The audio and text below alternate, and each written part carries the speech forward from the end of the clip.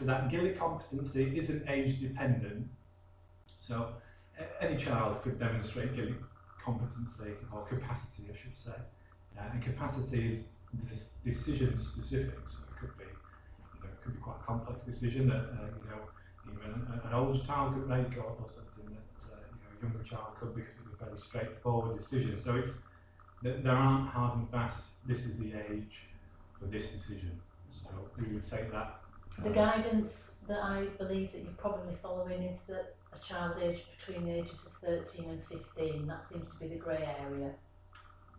So good medical practice is what doctors work off, doesn't have an age for Gillick competency. It says of any age. So why did it kick in for my 14-year-old and not my 12-year-old? Yes, so that's a good question. I personally chose that as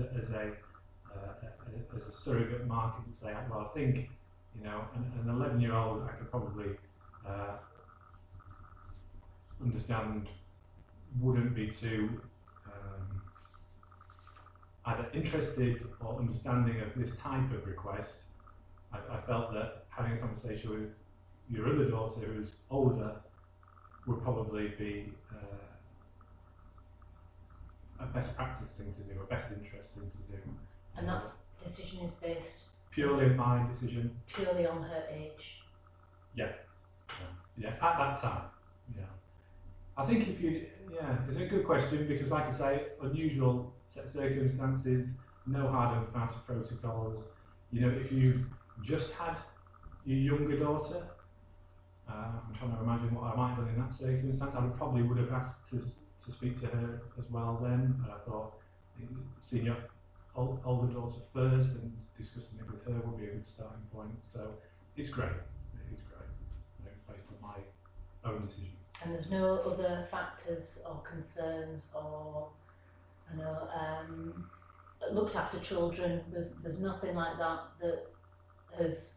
I mean, obviously in this case it doesn't apply, but those other factors I would have thought would have been important issues when you're making those determinations of whether or not a child. Yeah, absolutely. So if we had this type of request and it was a looked after child, or a child that we knew there were safeguarding concerns, or was subject to a multi-agency risk assessment, that type of thing, then we would handle that differently. That's why I say there's no kind of set protocols for this type of thing. And just to clarify, there isn't any of those safeguarding concerns in our case? No. Thank you. In your rights to do that. My concern was, do I know your children know that as well, and what ramifications that might have for them? So that's why I wanted to meet your daughter. Right, okay. Because you thought that you'd be able to know what's in their best interests more than I would.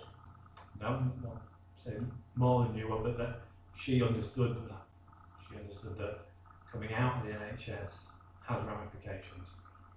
But I would not be able to explain that to her, that we'd be going through our own process of going private. Yeah, that's not to say you can't do that, but I don't know what conversations you had with your daughter around that, her understanding, what she takes away from that. I mean, obviously, again, with you being employed by the NHS, you've got a conflict of interest to keep people to keep people in the NHS. So you're probably not the best person to have that conversation with a patient. I mean, that's a perceived conflict of interest, isn't it? That's not a true conflict of interest. I don't get, I don't receive money because your daughter stays registered, for example. But clearly, your belief system will be that the NHS is good and working, and we want everybody to be part of it, because that's the best thing that there is.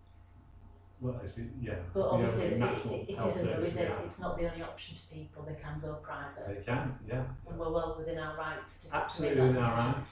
But I want to know that that's understood. And parents are well within the rights to make that decision for their children. No. So you could, of course, you can advise your child about what isn't right. But I think you'd agree that you want your daughter to have her own thoughts and opinions and capacity to make those decisions as well. Sorry, when you said no, did you say no, that parents haven't got the right to make the decision of how their children receive their medical health care. If I choose to go private and take my daughter out of the NHS, Yeah, I would say your daughter has to consent to that, doesn't she? does she have to consent to you to do that? No, what?